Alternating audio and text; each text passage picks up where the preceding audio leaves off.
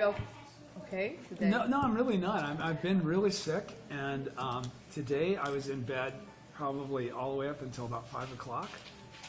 So I've had, I've been on antibiotics, and it's on its way out. But right now I'm still very weak. No matter what I do, I don't have any energy.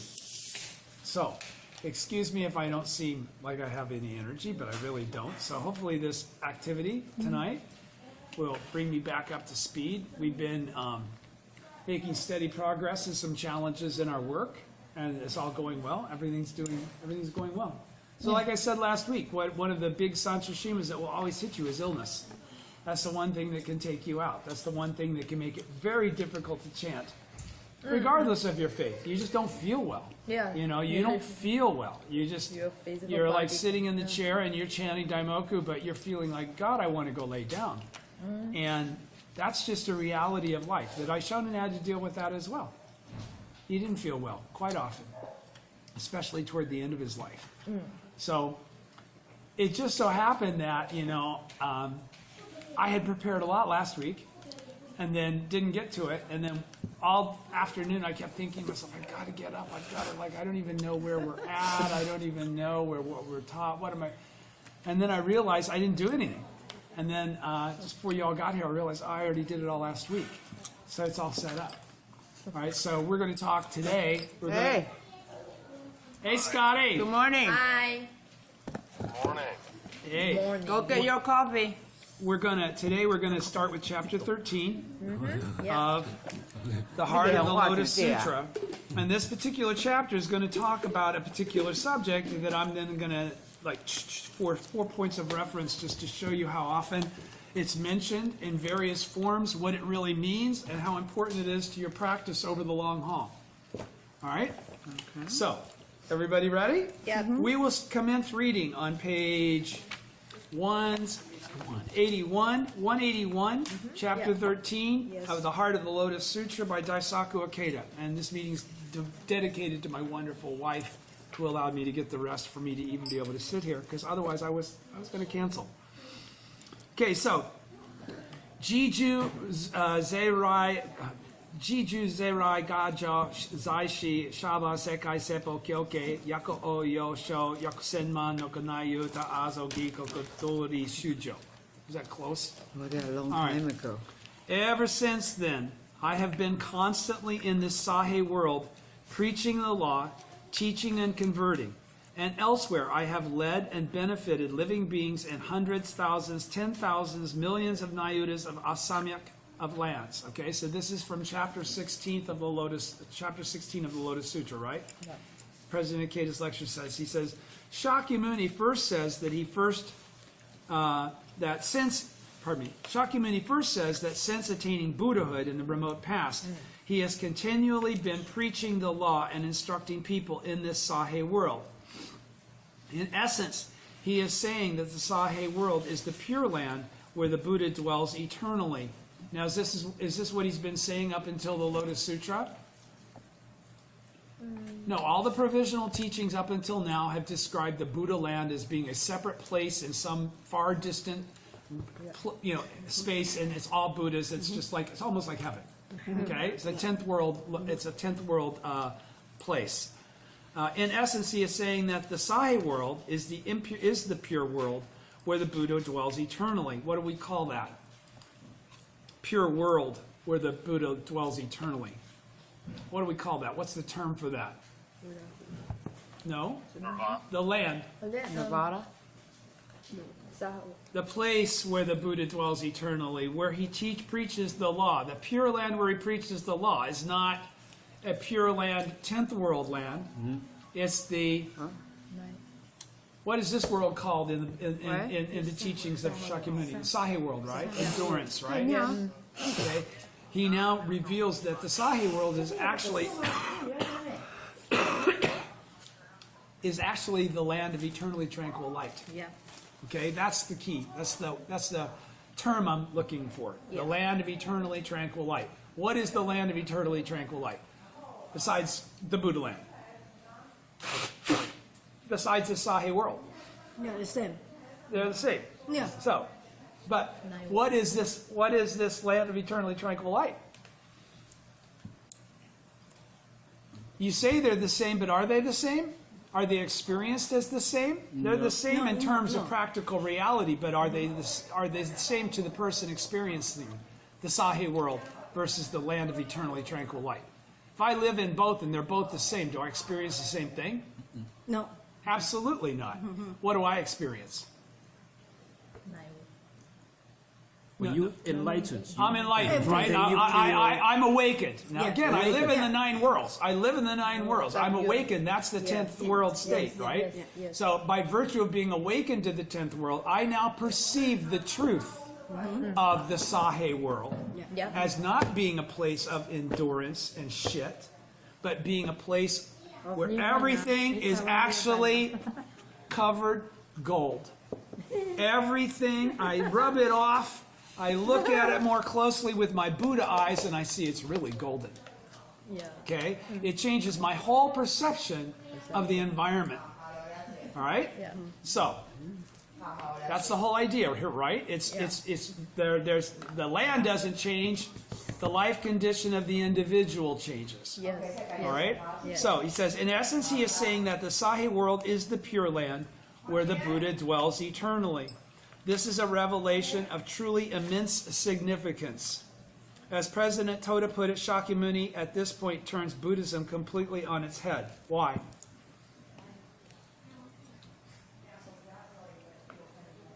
This is a revelation of truly immense significance. Why?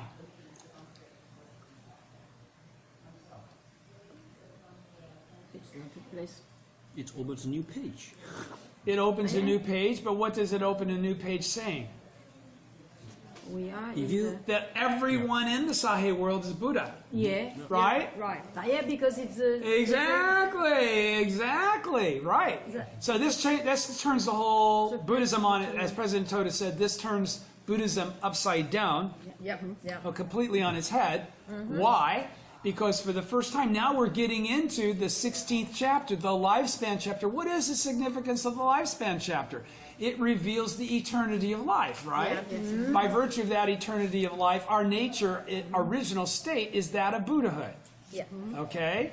That's what's beginning to turn this on its head, because up until now, for 42 years, he's been preaching a teaching that says that you're graduated in this process. Yeah. You go off through a process of purification and eventually qualify to live in a Buddha land. Now he's saying you are already completely qualified. You don't have to die. You can do it right now exactly as you are. That is a completely different teaching Yep. than has ever been taught before. It's a completely different teaching than's ever been taught in the Lotus Sutra until now. Yep. All right? I just left, so he was asking what's the answer of the land, that Buddha land. What was the? What do you mean? What was the question? Buddha land. What is the name of the Buddha land? The saha world itself is the Buddha land. There is no separate Buddha land. That's the whole secret. I see. Okay? The Buddha land is where we live right now in the 9 worlds. Right. Okay? It's not a strictly 10th world location where there are a bunch of people that are all Buddhas. Oh, All right? Because the saha world is a place is a location where everybody is all Buddhas. Exactly as they are. That's the point. You get it, right? yeah. Okay, so he's saying in pre-Lotus Sutra teachings, Shakyamuni had taught that this saha world was impure, a world defiled with earthly desires. He taught that the pure lands where the Buddhas dwelled lay elsewhere. For example, he taught that the Buddha infinite life, or Amida, dwelled in the western region of the universe in the so-called pure land of perfect bliss. He also taught that the thus come one medicine master lived in the pure land, in the pure emerald world in the eastern region of the universe. These earlier teachings are still basically adhered to even in the Lotus Sutra's theoretical teaching, what I just said. Everybody understands? It's only now in the lifespan that he's beginning to say all of that was an expedient means. Thus, in the earlier sutras, Shakyamuni distinguished between this impure saha world and other worlds that are pure. It is with this passage of the lifespan chapter that, for the first time, he clearly refutes this way of thinking. So that's turning Buddhism on its head. This is the first time that he refutes the teaching that he has previously been propagating. The land where the Buddha dwells is called the land of eternally tranquil light. Therefore, this passage clarifies the principle that the saha world is itself the land of eternally tranquil light. Everybody's with me? Right? He then says, and elsewhere, I have led and benefited living beings in hundreds, thousands, 10,000s, millions of Nayudas and Asamyaks of lands.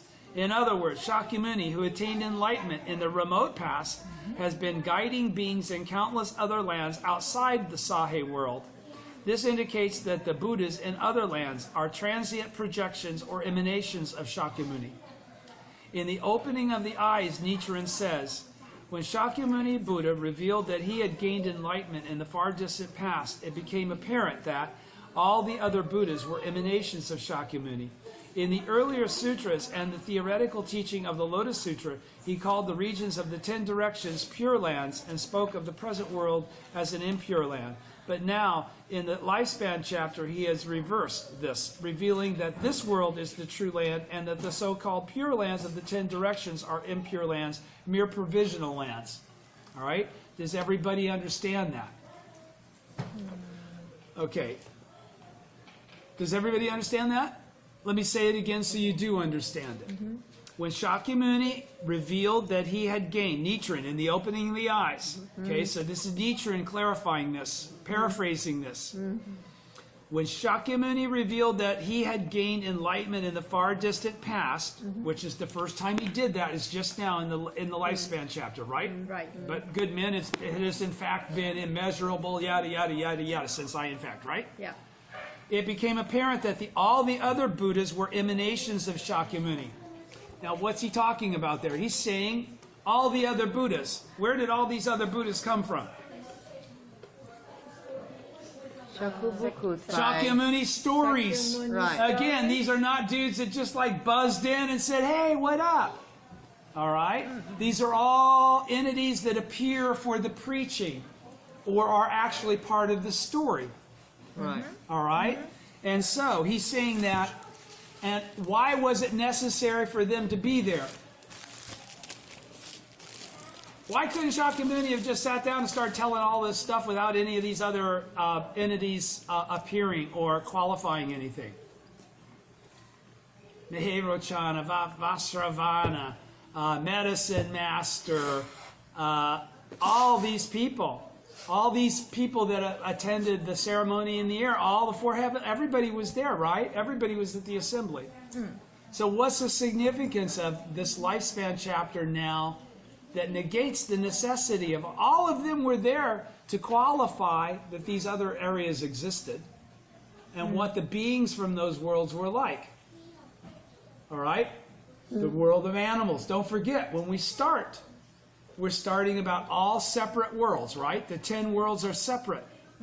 The assembly is representative of beings from all the 10 worlds. That's why you got dragon kings. That's why you got demons and all these, beyond human beings, human or heavenly beings. There are many people in the assembly, right? Right. There are Buddhas even in the assembly. He's saying, okay, so he's saying that it becomes apparent that all of these individuals have actually been emanations of Shakyamuni during doing the work of the Buddha in other saha lands. There is no such thing as a Buddha land.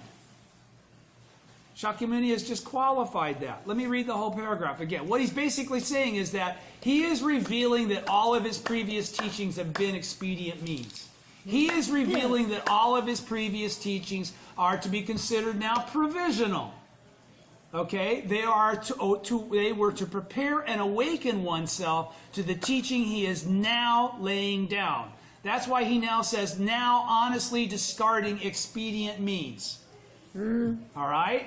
He's saying basically this teaching now is going to change the teaching you're supposed to embrace in order to attain Buddhahood, because you won't attain Buddhahood in some far distant land in many, many lifetimes. You'll attain it by the realization of the teaching I'm giving you right now in this world. All right?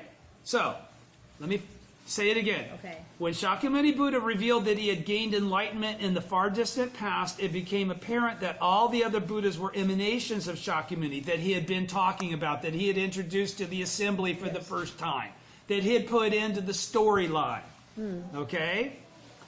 In the earlier sutras and the theoretical teaching of the Lotus Sutra, he, Shakyamuni, called the region of the 10 directions Pure Lands. Okay, what are the regions of the 10 directions? Everywhere. Right. North, south, South, east, yeah. west, northwest, southeast, Direction. yada yada, all the places in between and up and down. That's how you get to the number 10. All right, so everything, as George just said. In the earlier sutras and the theoretical teaching of the Lotus Sutra, he called the regions of the 10 directions pure lands and spoke of the present world as an impure land. All right? But now in the lifespan chapter, he has reversed this, revealing that this world is the true land, the real place, okay, the place of the 9 worlds where the 10th world dwells, and the so-called pure lands of the 10 directions are impure lands. In other words, they don't exist. They are for the story. They are provisional. They are expedient means. They are not real places. Therefore, they cannot be considered pure lands. They're expedient means. They're imaginary. There is no such place like there. You follow?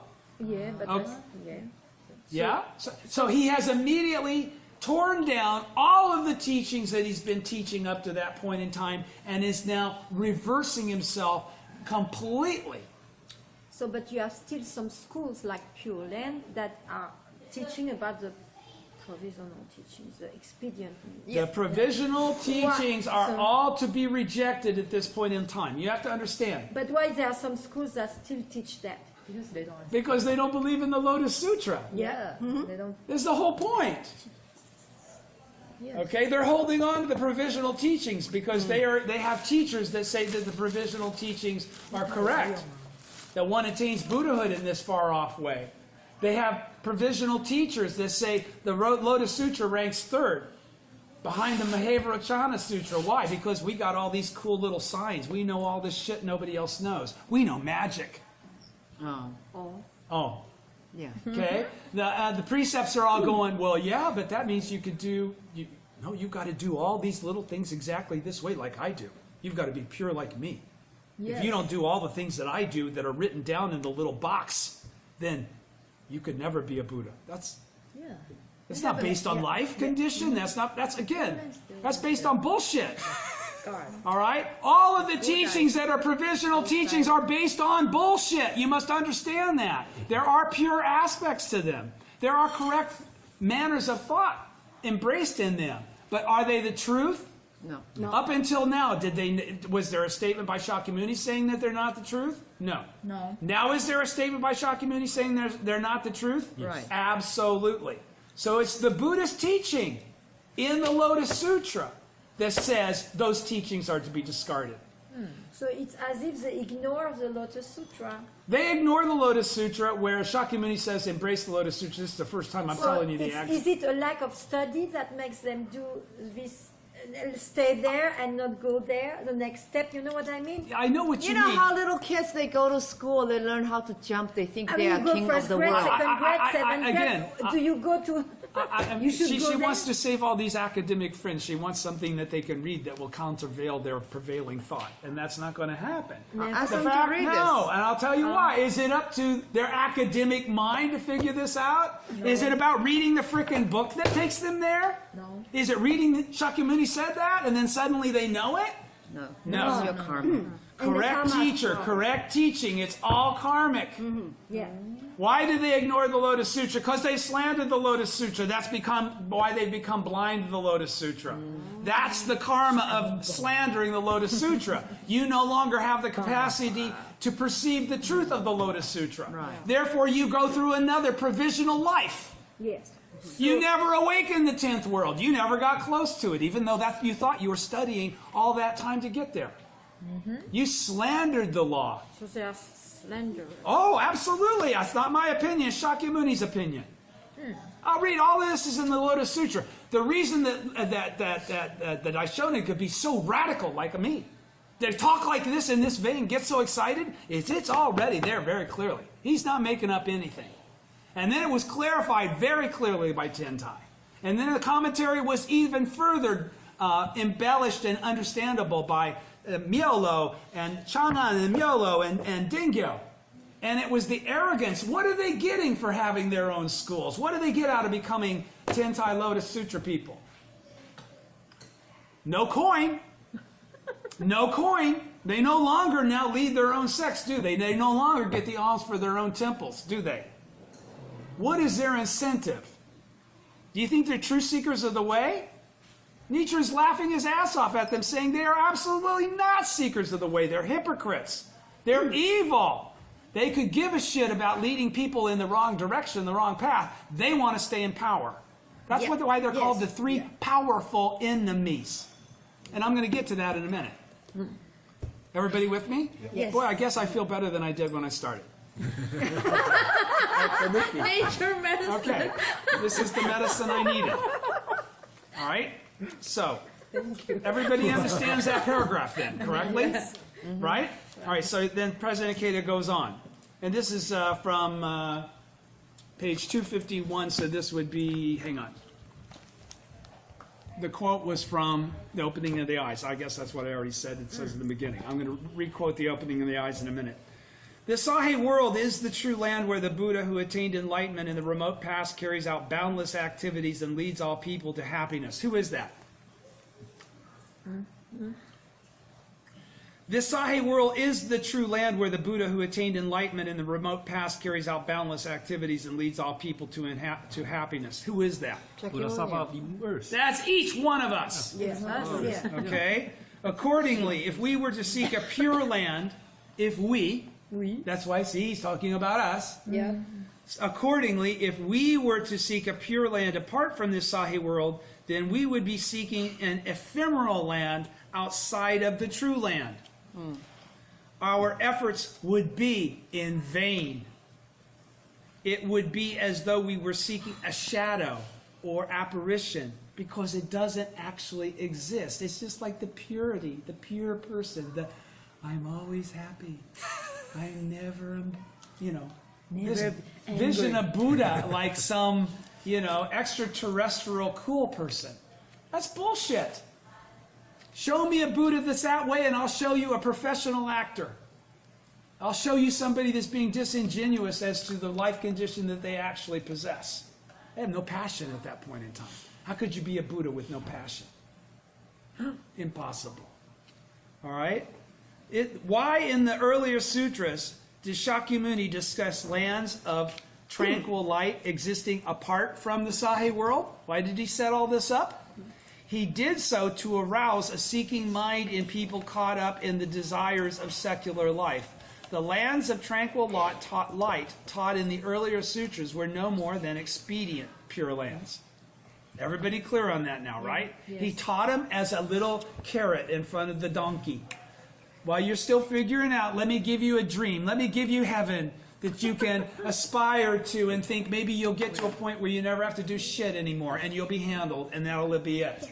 Maybe you'll hit extinct, you'll go to nirvana, right? You'll get blown out. You won't have to work so hard anymore. Do you understand? Yes. Okay. It could be said that. So if in your mind Buddhism includes anything of the spiritual nature of a Buddha land or some better place than here, you need to chant more Daimoku. You don't understand the teaching. Okay? It could be said that in the lifespan, Shakyamuni refutes the way of thinking that establishes ideal worlds apart from this real world. Human beings have a certain escapist tendency. Why would that be? It just so happens that every major religion affords that as the basis of it. Right? Every single other major religion is like, just get through this world, or whenever you die, do what you're supposed to do, and then you won't have to worry about shit anymore. You'll be covered eternally. You're going to go to heaven. After you die. Or where does Islam call it? Paradise. Paradise. Whatever. You know what I'm talking about. Yes. Name a religion. All of them include escapism. Okay? Human beings have a certain escapist tendency. We are inclined to believe that we could just get away from reality and go to some different realm. Then we could become happy. How many people have felt that way in chanting Daimoku? I mean, we do that even with Daimoku, even with the true teaching. We keep thinking, if only this person changes, if only this job changes, if only this boss changes, if only this spouse or significant other changes. Okay? We never understand that's all just a reflection of us, just like the Saha world. It becomes the land of eternally tranquil light based on the reflection of us. All right? The same thing occurs when we're praying about aspects of our life that are challenging. Okay? As long as we're looking to escape them, we will never, ever get that benefit. No. No. There's no victory in escape. That's not win or lose. Win or lose is the battle. Okay? Win or lose is the vow. Escape is not any of that. That has nothing to do with being a Buddha. Okay? Believe that if we could just get away from reality and go to some different realm, then we could become happy. Illusory happiness can never become real. Illusory happiness can never... Those imaginings, those fantasies, we've all had them our whole life. How many of them have led to truth? I had one. Okay. All right. Illusory happiness can never become real. There's a completely different happiness than the one that I thought it would be. The lifespan chapter demolishes this illusory view. Okay? Do you understand? That's the significance of the lifespan chapter. All right? It demolishes the perspective that any of us are anything but all that in a bag of chips. We have nothing else to aspire towards. We have only to gain. We have already gained everything. Now we have to reveal it. All right? Nichiren says, it is not that he, the practitioner of the Lotus Sutra, leaves this present place and goes to some other place. Now, the place where Nichiren and his followers chant Nam-myoho Renge-kyo, whether in mountain valleys or the wide wilderness, chapter 21, supernatural powers, these places are all the land of eternally tranquil light. Everybody's clear. Yes. Right? This is what is meant by the place of practice. The place of practice is the land of eternally tranquil light. A place where people embrace the mystic law is the land of eternally tranquil light. The truth is that the Saha world is the land of eternally tranquil light. At the same time, however, as implied by the Sanskrit term saha, meaning endurance, this is a world where people must continually endure various sorrows and sufferings. Just what does it mean to say that such a world as this is itself the land of eternally tranquil light? Okay, so we know that this land is filled with suffering. Okay, is there a paradox there in saying it's also the land of eternally tranquil light? This points to a great change in the meaning of Saha world that occurs in the lifespan chapter. Okay, so he's now going to change what Saha means, which everybody knows means endurance, right? Right? Instead of a place of tragedy where people must continually endure sufferings and sadness, it becomes a stage for people's liberation, where the Buddha continually saves the people while enduring all manner of hardships. Okay. Let me stop there for just a moment and go to the actual Lotus Sutra. Okay? Now, this is a great description. There are many areas where he's going to be talking about this concept of endurance or forbearance. Okay, first of all, does everybody know what forbearance is? Okay, let me start there. Forbearance is a specific thing. It's a specific thing. It's one of 6 things. One of 6 things. So it's one of the 6.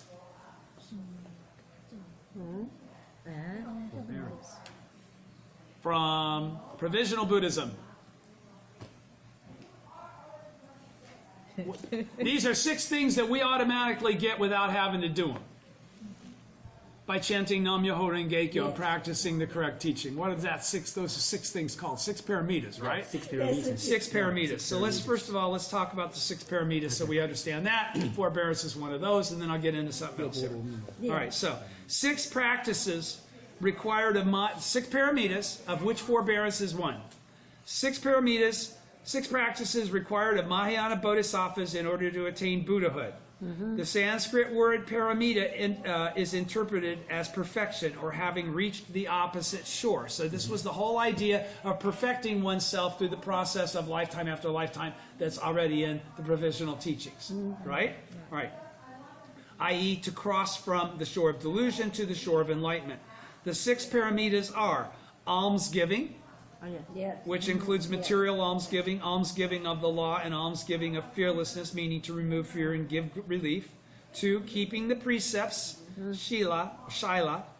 3, forbearance, or to bear up patiently and continue one's Buddhist practice under all opposition and hardships. Assiduousness, to practice the other 5 paramitas ceaselessly with utmost physical and spiritual effort. 5 is meditation, to focus the mind and contemplate the truth with a tranquil mind. And 6, the obtaining of wisdom, prajna, which enables one to perceive the true nature of all living things. Now, this was an exercise from pre-Lotus Sutra Mahayana that was involved. These were steps that you would utilize in the practice of overcoming your earthly desires and attaining nirvana. All right? So, if we go to forbearance itself and get a little bit more, hang on. Forbearance. Okay, so it's also in as a separate definition, so you get a nice complete one here. Forbearance. The aesthetic, forbearance. Also, patience or endurance, one of the 6 paramitas or 6 practices required of bodhisattvas. In practicing the paramita of perfection of forbearance, bodhisattvas are required to bear persecutions and difficulties and remain unperturbed. The Sutra on the Wise and Foolish tells a story of an ascetic named Forbearance who was Shakyamuni Buddha in a previous incarnation. This ascetic, when engaged in the practice of forbearance, suffered mutilation at the hands of the ruler and hence remained unperturbed. A forbearing mind is compared to a robe or armor. Hence, expressions such as the robe of forbearance and the armor of perseverance. They enable one to bear insult in all persecutions and to protect oneself against evils and obstructions. The reason, why is forbearance an important thing to understand is it being an aspect of faith, an aspect of your practice. Even though we don't practice the 6 paramitas. Again, this is part of, the 6 paramitas are contained within Nam Myoho Renge Kyo. You understand that, right? So there is no separation. It's not like the 6 paramitas are no longer in use. They're actually activated in the correct manner of presentation and understanding in Nam Myoho Renge Kyo. So what is forbearance to us as Jino Bosatsu, as bodhisattvas of the earth?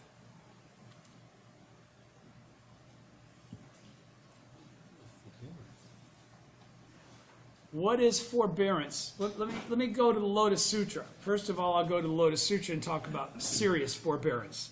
All right, this is from the Encouraging Devotion chapter. Okay? What's the Encouraging Devotion chapter significant of? Encouraging devotion is where the 3 powerful enemies are delineated.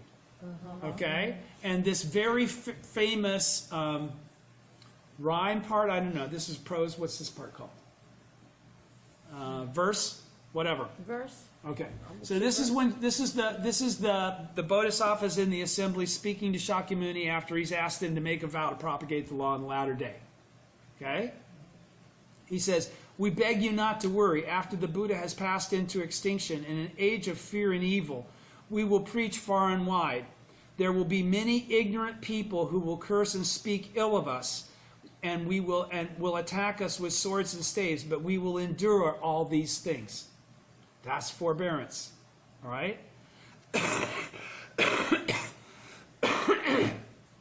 In that evil age, there will be monks with perverse wisdom and hearts that are fawning and crooked, who will suppose they have attained what they have not attained. Forbearance is to put up with the crap from other people, right? Being proud and boastful in heart, or there will be forest-dwelling monks wearing clothing of patched rags and living in retirement, who will claim they are practicing the true way when they are not, despising and looking down on all humankind because they think they're better than everyone else. Okay? More capable, more enlightened, greedy for profit and support. They continue to lead their provisional temples. Yeah. They will preach the law to white-robed laymen who will be respected and revered by the world as though they were arhats who possess the 6 transcendental powers. Okay? They'll preach to powerful people. They'll be supported by powerful people. The rich people. The rich people everybody looks up to because they're rich. Yep. All right? These men with evil in their hearts, constantly thinking of worldly affairs, not constantly thinking of religious things, thinking of how they can maintain their power and position and utilize it for more gain. All right? Worldly affairs will borrow the name of forest-dwelling monks. They'll try and give themselves credibility by, I'm buddy with this wise monk, and take delight in proclaiming our faults, the Buddhist children, saying things like this: these monks are greedy and for profit and support. In other words, calling the kettle black, doing exactly what they're doing, saying we're doing that. And therefore they preach non-Buddhist doctrines. This doctrine that says forget the 6 paramitas, right? We're now in the Lotus Sutra, right? This is renouncing all the provisional teachings, right? So he's talking about this teaching when he says that the people that will attack us saying these things. Right? Do you understand what he's saying? He's saying that they will say about us, these monks are greedy for profit and support, and they therefore preach non-Buddhist doctrines. Okay? They're calling the truth non-Buddhist. All right? Right. Exactly what Kobo, exactly what all those guys did that opposed the Daishonin. All right? And fabricate their own scriptures. They're saying we're making it up. You know, Nichiren, you're making up Nam Myoho Renge Kyo. No, it's been there. It's always been there. I can give you the whole delineation and why it hasn't been revealed until now. To delude the people of the world, because they hope to gain fame and renown. Thereby, they make distinctions when preaching this sutra. They make distinctions. We clarify the truth. We don't go with the old provisional teachings and say every way is a way to get there. Remember, that was the way that people thought. That you could be any other sect of Buddhism, it would all still get you to Buddhahood. There was no better or worse way. There was no slander in any manner in which you pursued that. Okay? This teaching says, oh yes, there is. Because if you do any of those teachings, you're not perceiving or listening to this teaching, therefore you're slandering me. That's what Shakyamuni has already said in the Lotus Sutra. Honestly discarding provisional means. Okay? These are all the phrases that the Daishonin catches and constantly hangs his hat on to say what I'm saying is right and what they've been saying is wrong. They're the same things that you hang your hat on because they are the teaching itself that make what he says true. He says, because in the midst of the great assemblies they constantly try to defame us, they will address the rulers, high ministers, Brahmins, and householders, as well as other monks, slandering and speaking evil of us, saying, these are men of perverted views who preach non-Buddhist doctrines. Talking about the bodhisattvas of the earth, they're saying these things. All right? But because we revere the Buddha, we will bear all these evils. Forbearance. Forbearance. All right? See this on TV. Though they treat us with contempt, saying, you are all no doubt Buddhas, which is exactly what we're proclaiming ourselves to be, right? Right. But they say it very sarcastically. They say it to make fun of us. They say it because they don't believe it. They don't believe the proclamation of Shakyamuni Buddha in this lifespan chapter. We do believe the proclamation of Shakyamuni in the lifespan chapter. Yet we will be criticized for that. Okay? Shakyamuni's saying way in advance of right now, get ready. The Daishonin kept pointing and said, get ready. There's no such thing as doing this right and not meeting these guys. Yes. Okay? So don't ever be bummed out about meeting these guys. These guys are the ones that prove, because of this scripture and their appearance, that what you're doing is on the right side. Yes. Do you understand? Yay, yeah. White hat. Okay? You are all no doubt Buddhists. All such words of arrogance and contempt we will endure and accept. We don't get pissed off and bust them in the mouth. We won't flip them off and tell them to go to hell. All right? In a muddied age. What's a muddied age? It's unclear. Things are confused. It's not like clear water, it's muddy water. Right? In an evil kalpa, there will be many things to fear. Evil demons will take possessions of others, and through them curse, revile, and heap shame on us. But we, reverently trusting in the Buddha, will put on the armor of perseverance. We'll deal with this shit, because this is what we said we would do. All right? In order to preach this sutra, we will bear these difficult things. This is the vow. But are anxious only for the unsurpassed way. We don't put anything ahead of this desire for Buddhahood. In ages to come, we will protect and uphold what the Buddha has entrusted to us. He's entrusted it to us in the Lotus Sutra, the correct teaching. Yeah. Do you understand? Yes. This is all very specific shit. Thus, the world-honored one must know. In other words, chill, don't be afraid. We will uphold our vow. All right?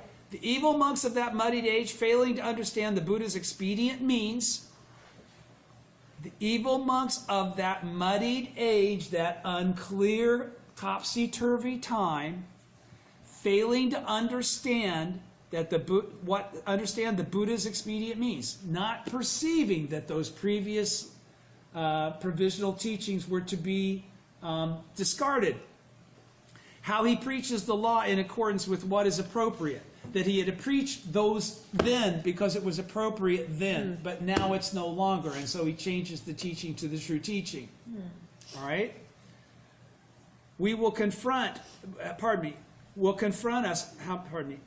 Those, the evil monks of that muddied age, failing to understand the Buddha's expedient means, how he preaches the law in accordance with what is appropriate, will confront us with foul language and angry frowns. Again and again we will be banished. I've been kicked out of the Soka Gakkai before. To a place far removed from towers and temples. All these various evils, because we keep in mind the Buddha's orders, we will endure. All right?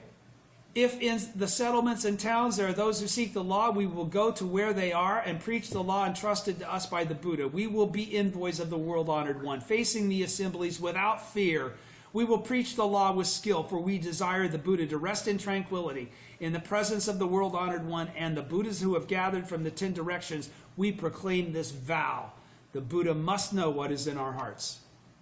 Okay? So, that's straight from the Lotus Sutra. Which page? Huh? Which page? Okay, it's always the end of chapter 13. Okay. Always think encouraging devotion precedes peaceful practices. Peaceful practices precedes emerging from the earth. Emerging from the earth precedes lifespan. Okay? Yeah. This is after he's gotten out of the prophecies of enlightenment area of the first 7 or 8 chapters. Okay? Okay. All right, so. Kato want to join in, but it's late, so I should just text her, or I should... If you can, bring her in. I don't care how you bring her in. All right? Then, I wanted to also remind you of the stories, another point of encouragement of that I showed before I continue on with forbearance. And then here's forbearance too. Okay. Let me go to the OTT in forbearance. This is the forbearance of the OTT, specifically talking about it from the supernatural powers chapter. Point 6, beyond these immeasurable, boundless hundreds, thousands, 10,000s, millions of the Samyak worlds, there is a land named Sahe, and in it is a Buddha named Shakyamuni. The record of the orally transmitted teaching says the bodhisattvas of the essential teaching, employing the power of great forbearance to proclaim and propagate Myoho Rengekyo, is known as Sahe. Okay?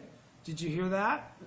All right. The bodhisattvas of the essential teaching, that be us, employing the power of great forbearance, putting up with crap forever to the last moment of our life if necessary, okay, for the purpose of proclaiming and propagating Nam-myoho Renge-kyo. This is called Sahe. Forbearance is the land of eternally tranquil light. The mind of forbearance is called Shakyamuni Buddha. Sahe means a world in which what? Because who's Shakyamuni Buddha? All of us. Right? Yes. Sahe world means a world in which one must exercise forbearance and learn to endure. Point 7. Everybody understands that? All right. Sahe means a world in which one must exercise forbearance and learn to endure. Why is that important to each of you?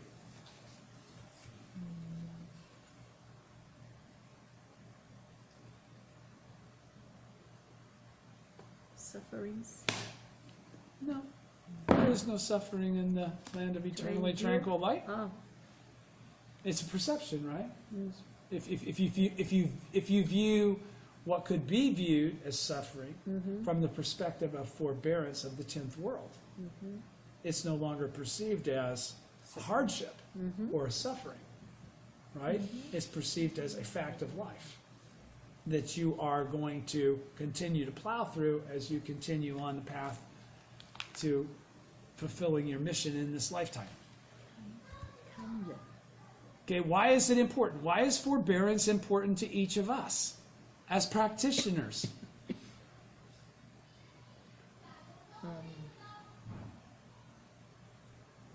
I got a shirt I used to read. I used from SGI USA. Remember what it said? Never give up. Never give up. That's forbearance. Never give up. That's forbearance. Forbearance is never give up. That's required for you to practice for 10, for 20, for 30, for 40 years. You know, it's what keeps you going when you're in that, what we were talking about last week, roadblocks or deadlocks. Okay? Forbearance is what keeps you going no matter what. And there will be times when your life condition isn't up there so high. You haven't chanted enough Daimoku. That could be a number of reasons. It could be not just laziness. You could have been sick. I need a t-shirt. No, the t-shirt. Oh. I needed tissue. Okay. So do you understand? Forbearance is the basis of faith. Never give up. Do you understand that? There is no Forbearance faith, is the basis of faith. Faith is the confidence that if I continue, I will win. Buddhism is win or lose. When do we win and when do we lose in Buddhism?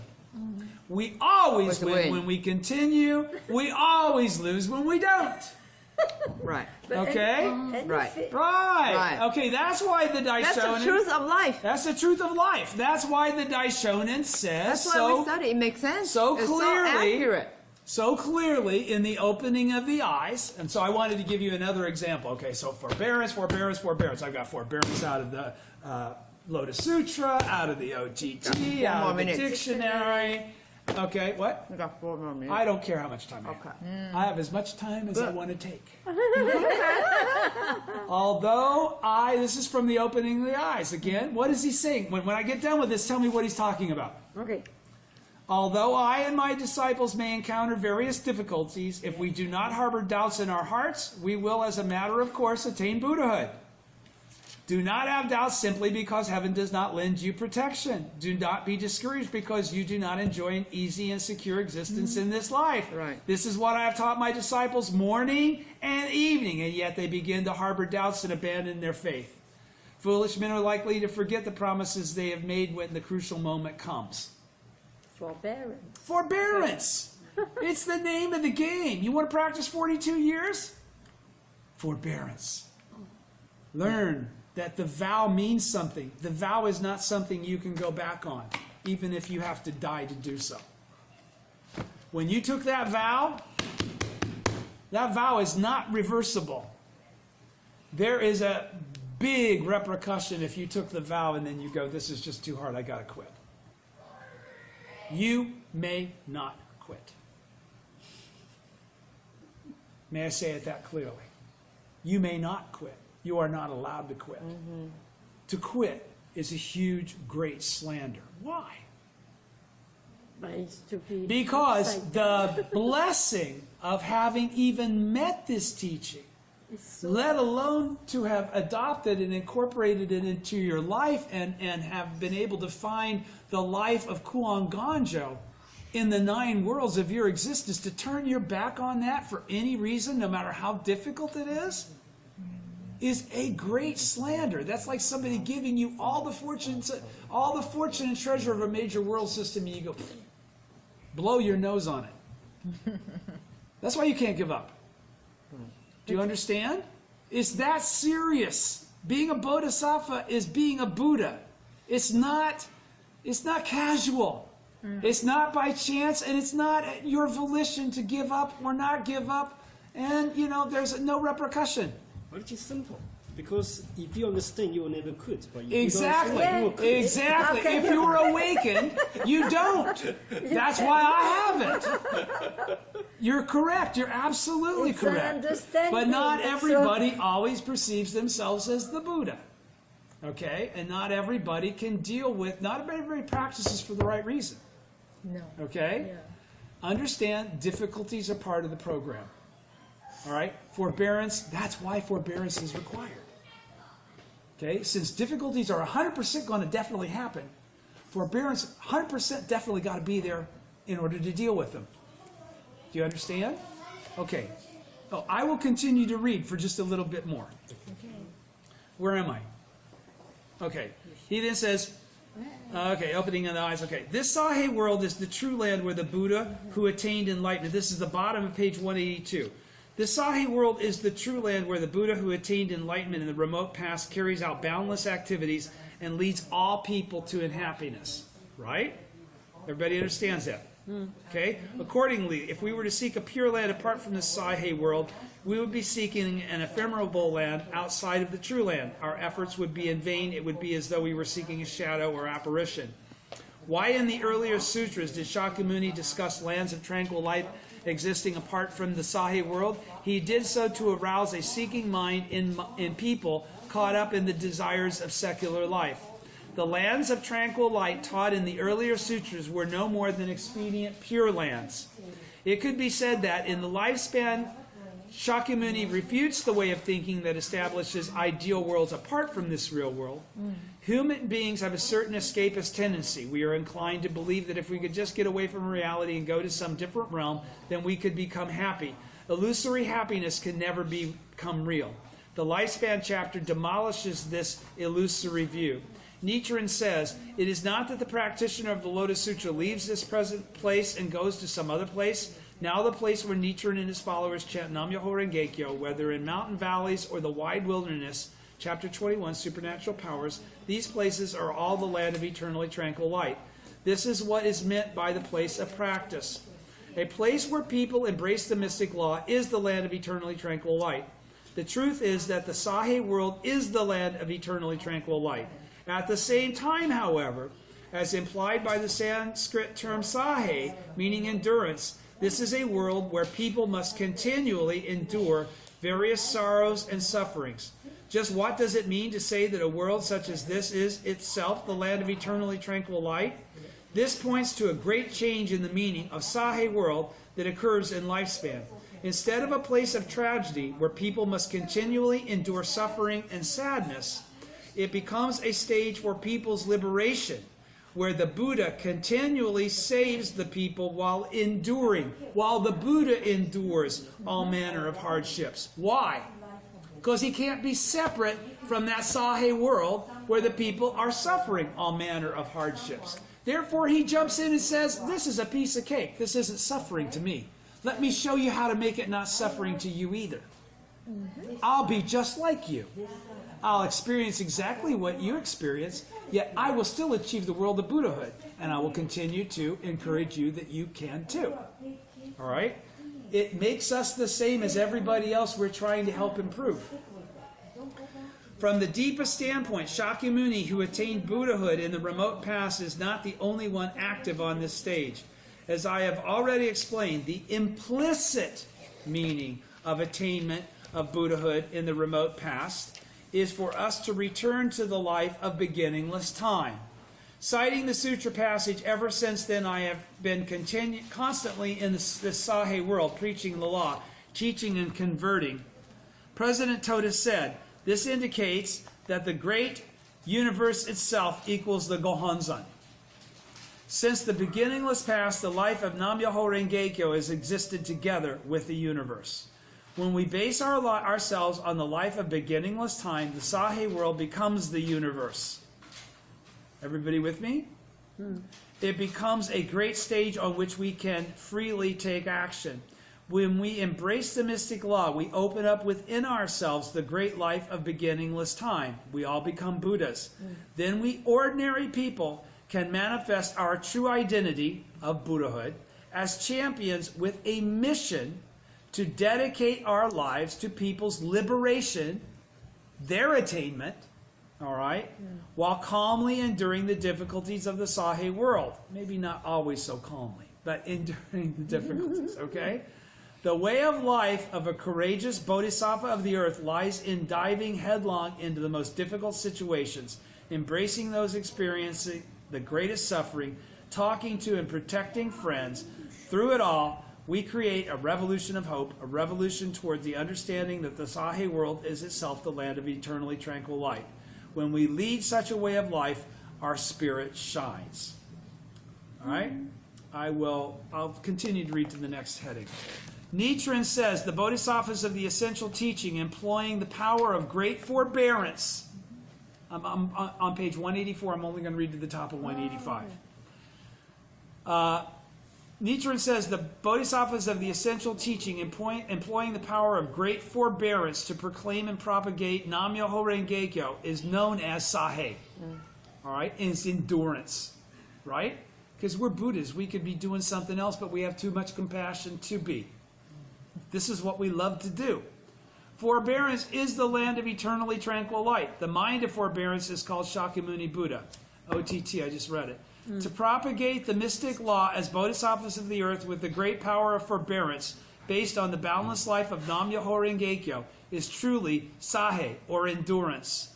The land of eternally tranquil light exists in precisely such an attitude of forbearance. By immersing ourselves in the reality of the saha world to help those suffering, while manifesting the original life of the universe within our own, being through our daily gongo and daimoku, we actualize the principle of the saha world as itself the land of eternally tranquil light. When we awaken to the supremely noble original life within ourselves, then the impure world of reality filled with suffering and fate turns to a pure land overflowing with joy and mission. I'll stop there, but did you understand that last paragraph? I'm going to read it one more time, even though we're stopping there. By immersing ourselves in the reality of the saha world, what's that mean? By living with the suffering people, okay, to help those people, all right, while manifesting the original life of the universe within our own. What's that? Within Buddhahood. While living as Buddhas. Right. All right. Of the universe within our own being, through embracing the practice and teaching and object of devotion the Gohonzon. Right. Okay? So through our daily Gongyo and Daimoku, in front of the Gohonzon, Right. that's how we're able to actualize this principle and be able to be this entity. Right. You know? Otherwise, we're just Buddhas in theory. Right. Right? Right. Okay. So when we awaken to the supremely noble life within ourselves, which is to attain Buddhahood, then the impure land, the impure world of reality filled with suffering and fate turns into a pure land overflowing with joy and mission. It's happy, and you know why you're here. Okay? It's not just to live, it's not just to survive, it's not just to advance for your own benefit. It's to be the Buddha and to awaken other people. Thank you. Thank you. Thank you.